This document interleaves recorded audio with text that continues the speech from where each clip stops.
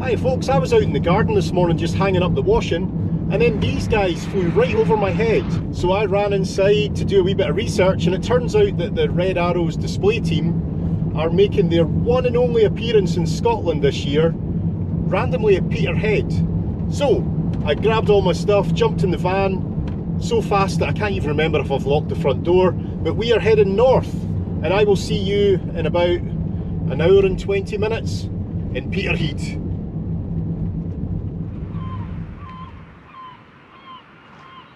Hang on, this isn't Peterhead. No, I've pushed on to Fraserburgh because I had a wee bit of spare time and I remembered there's a lighthouse museum here. So let's pop inside and see if we can get a wee tour. The last time I was here the museum was closed, so even though I was short on time, it was great to finally get inside. And just as well I was in a rush, or the gift shop would have emptied my wallet.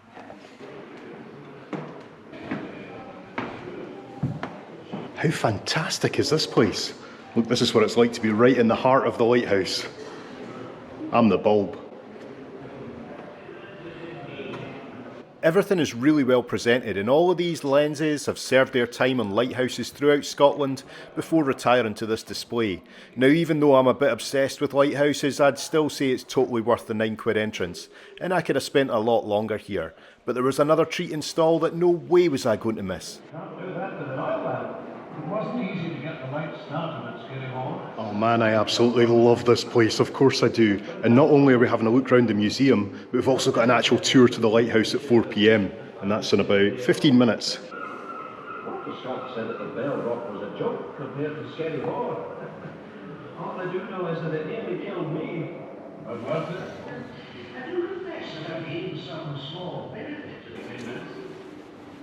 We're certainly spoilt for lighthouses here in Scotland, from Chicken Rock in the south all the way up to Muckleflugga in the north. I love those names. Today we're in Fraserburgh, so we're at Peterhead, and I think that's the lighthouse we're going to get a look at today.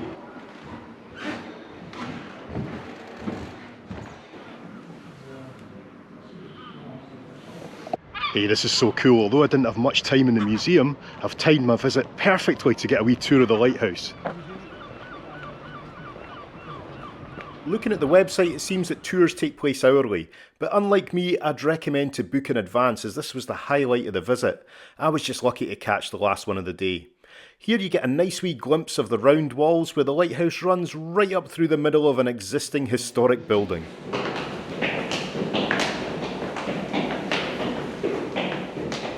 As we continue up the stairs, what you can see here is a great example of a lighthouse keeper's living space.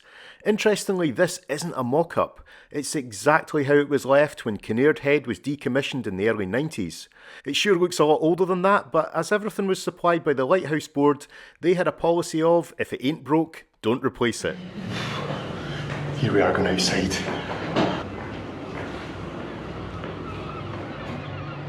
From out here on what I guess I'll call the terrace, you get gorgeous 360-degree views of the harbour, the town and the coastline around Fraserburgh, as well as the light itself of course.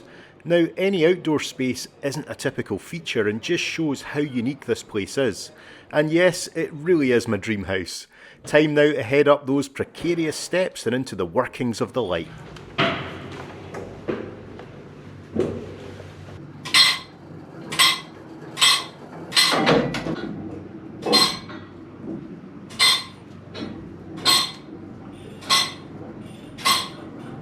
And it is now being driven completely by the mechanism below. Now this works very much like a large grandfather clock. If I remember the chains you see as we came up, those are purely for this. And the chains is a weight that is now going towards the top of the tower. Well, that was such a cool and unexpected demo of engineering which I suspect would probably work forever. We even had the chance to wander round this very narrow walkway, where I guess most of the keeper's time would be spent cleaning all that glass.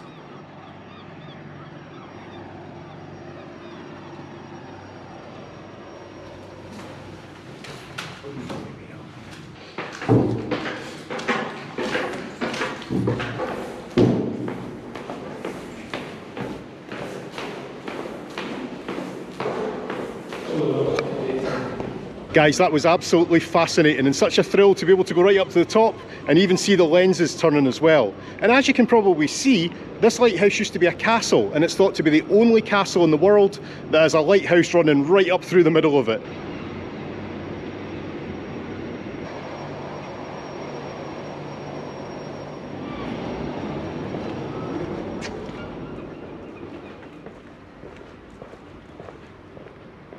And as we leave behind the big lighthouse that was decommissioned in the early 90s, but still works to this day of course, we can see in front of us the wee automated lighthouse that they use today.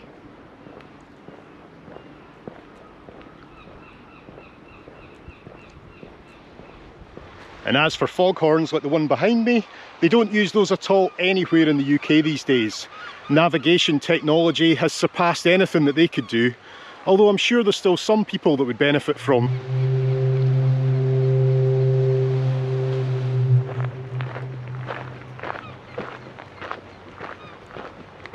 Well, that lighthouse and museum gets a solid 10 out of 10 from me.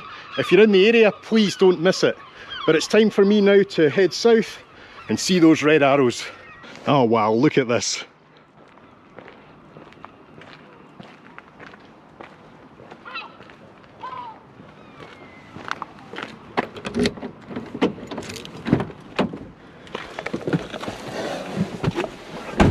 Alright folks, welcome to Peterhead. It's a busy wee place this afternoon. It's a full like 2 hours before the red arrows are due to arrive. But I don't have the right camera to film it, so I'm going to take this time to practice a bit filming the seagulls, see how I get on. But sorry in advance if this all goes horribly wrong.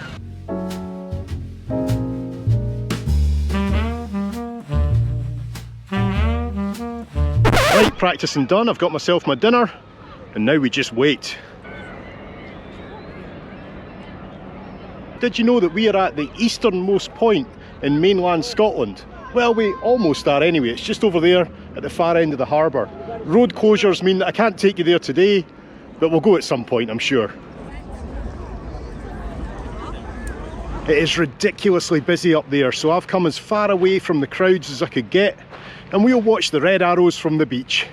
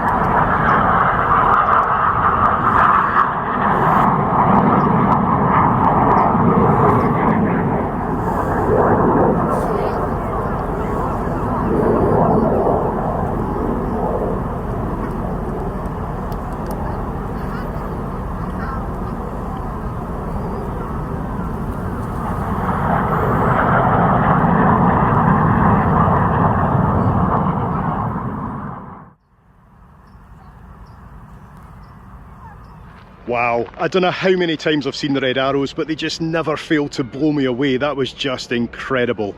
I'm lost for words. Thank you so much, guys, for that display tonight. I'm just sorry I couldn't do it justice with some better filming. I was all over the place, too excited. And thank you for watching this little video today. I'll see you again soon. Bye bye.